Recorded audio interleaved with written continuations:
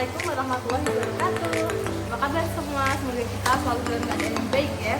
Hari ini kita akan belajar tentang semangat kebijakan dan meyakini hari akhir. Simak videonya sampai selesai dan jangan lupa catat poin-poinnya.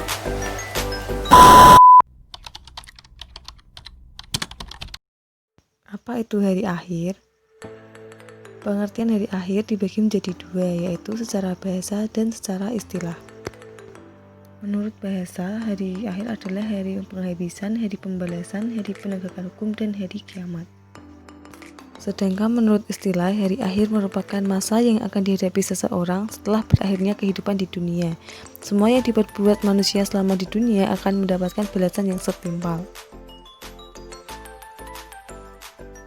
Menurut Al-Quran, hari akhir dibagi menjadi dua, yaitu kiamat sughra dan kiamat kubro. Yang pertama yaitu kiamat sughra atau yang biasa disebut dengan kiamat kecil, yaitu peristiwa datangnya kematian bagi makhluk termasuk manusia yang bersifat lokal dan individu. Dijelaskan dalam Quran Surat Ali Imran ayat 185 bahwa setiap makhluk akan mengalami kematian, kemudian akan dibangkitkan pada hari kiamat untuk mendapatkan balasan yang sesuai dengan amalannya. Di ayat ini juga mengandung pesan bahwa kita sebagai manusia tidak boleh terlena dengan gemerlapnya dunia dan mengabaikan kehidupan akhirat. Sebelum terjadinya hari kiamat, makhluk yang meninggal mengalami proses kawal kehidupan akhirat yang disebut dengan alam barzah, yaitu alam yang menjadi batas antara alam dunia dan alam akhirat. Sesudah kematian ada dua peristiwa yang harus kita imani. Yang pertama yaitu fitnah kubur, artinya beragam pertanyaan yang diajukan kepada orang yang meninggal tentang Tuhannya, agamanya, nabinya, imannya, dan kiblatnya.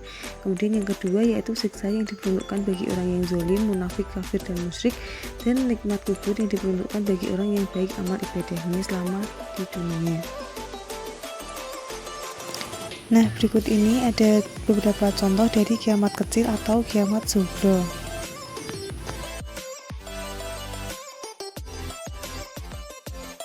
Kemudian yang kedua yaitu kiamat kubro. Kiamat kubro juga disebut dengan kiamat besar, yaitu peristiwa berakhirnya seluruh kehidupan makhluk dan hancurnya alam semesta.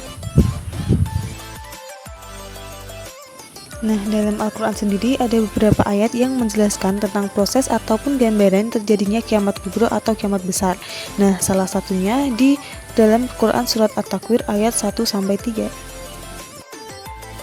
Selain itu, dijelaskan juga dalam Quran Surat Al-Zalzalah ayat 1-5 dan juga Al-Qari'ah ayat 1-5. Keduanya menggambarkan hari kiamat di mana manusia akan dibangkitkan. Nah, pada hari itu manusia diibaratkan seperti anai-anai yang berterbangan. Dijelaskan dalam satu tafsir bahwa saat itu manusia akan berlarian dan kebingungan. Pada masa itu juga terjadi letusan di setiap gunung, lahar yang mengalir dan juga bergejolak, dan selain itu juga terjadi gempa yang dahsyat. Kemudian yang selanjutnya yaitu ada tanda-tanda kiamat kubro. Di antaranya yaitu rusaknya Ka'bah, matahari terbit dari barat, keluarnya Imam Mahdi, munculnya binatang yang bisa berbicara, dan keluarnya Ya'juj Ma'juj. Selanjutnya yaitu periode hari akhir. Yang pertama yaitu hari kebangkitan dari alam kubur yang dijelaskan dalam Quran Surat Al-Mujadalah ayat 6.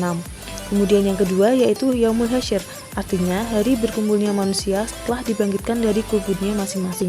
Nah, setelah dibangkitkan dari kuburnya masing-masing, manusia akan digiring ke padang mahsyar atau tempat berkumpul. Nah, setiap manusia mempunyai catatan mengenai semua perbuatan, semua perkataan, semua amalan-amalan yang dilakukan selama mereka hidup di dunia yang sudah dicatat oleh para malaikat. Nah, catatan ini akan diperlihatkan pada Yaumul Hisab. Yaumul Hisab yaitu hari ketika Allah memperlihatkan semua amalan manusia untuk dihisab. Pada saat inilah anggota tubuh manusia akan ikut menjadi saksi atas segala perbuatan manusia. Sesuai dengan firman Allah SWT dalam surah An-Nur ayat 24 yang artinya pada hari itu lidah, tangan, dan kaki masing-masing menjadi saksi atas perbuatan yang telah mereka kerjakan. Nah, dari ayat ini kita bisa mengambil pelajaran bahwa anggota tubuh kita akan menjadi saksi atas apa yang telah kita kerjakan selama di dunia. Entah itu untuk melakukan kebaikan atau justru malah kita gunakan untuk hal-hal yang buruk atau kejahatan. Sedangkan mizan yaitu timbangan yang adil berisi kebajikan dan kejahatan yang telah diperbuat manusia. Dijelaskan dalam Quran Surat Al-Anbiya ayat 47, di mana di sini dijelaskan akan ada timbangan yang tepat dan adil pada hari kiamat dan tidak akan ada yang dirugikan. Selanjutnya ada suatu jembatan yang terbentang di atas neraka menuju surga. Nah, mudah atau sulitnya melewati jembatan ini bergantung pada amal manusia yang telah diperbuat selama di dunia. Nah, tentu saja jika kita di dunia selalu melakukan kebaikan-kebaikan, maka akan mudah melewati jembatan ini. Dan sebaliknya, jika kita selalu melakukan keburukan, maka kita akan sulit melewati jembatan ini. Kemudian selanjutnya ada Yaumul Jaza, yaitu suatu hari ketika semua manusia akan menerima balasan atas semua perbuatan yang telah ia lakukan selama ia hidup di dunia.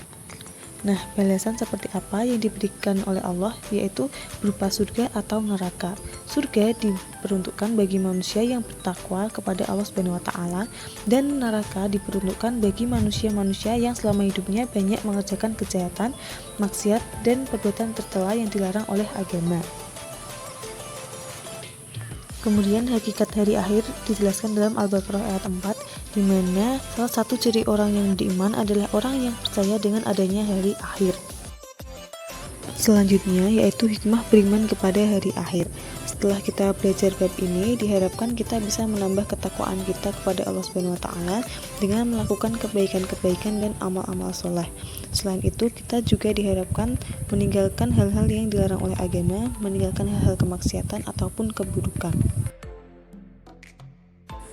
Dengan adanya iman di dalam diri kita atau keyakinan yang kuat akan adanya atau datangnya hari akhir, maka kita selama hidup akan berusaha berperilaku jujur, adil, dan bertanggung jawab, karena kita sadar bahwa apa yang kita lakukan akan ada balasannya di akhirat kelak. Nah, di sini ada beberapa sikap yang mencerminkan iman kepada hari akhir. Yang pertama, kita harus menyadari bahwa semua perbuatan selama di dunia, entah itu baik atau buruk, akan dipertanggungjawabkan. Yang kedua, yaitu kita harus menghilangkan sikap sombong atau takabur atau merasa kitalah yang paling tinggi. Selanjutnya yaitu menghindari semua perbuatan yang bertentangan dengan norma-norma agama. Selanjutnya yaitu berakhlakul karimah. Contohnya selalu rendah hati dan peduli terhadap sesama seperti yang ada di gambar. Kemudian selalu mendekatkan diri kepada Allah dengan rajin beribadah, misalnya tidak meninggalkan sholat 5 waktu. Nah, yang terakhir kita harus menjauhi sikap malas, seperti di gambar saat alarm kita bunyi tidak segera bangun tapi cuma dimatiin terus tidur lagi, atau mendengar adzan maghrib misalnya tidak bergegas sholat tapi malah lanjut gamenya. Oke, demikian tadi materi untuk hari ini. Semoga dapat menambah keimanan dan juga ketakwaan kita kepada Allah Subhanahu wa taala.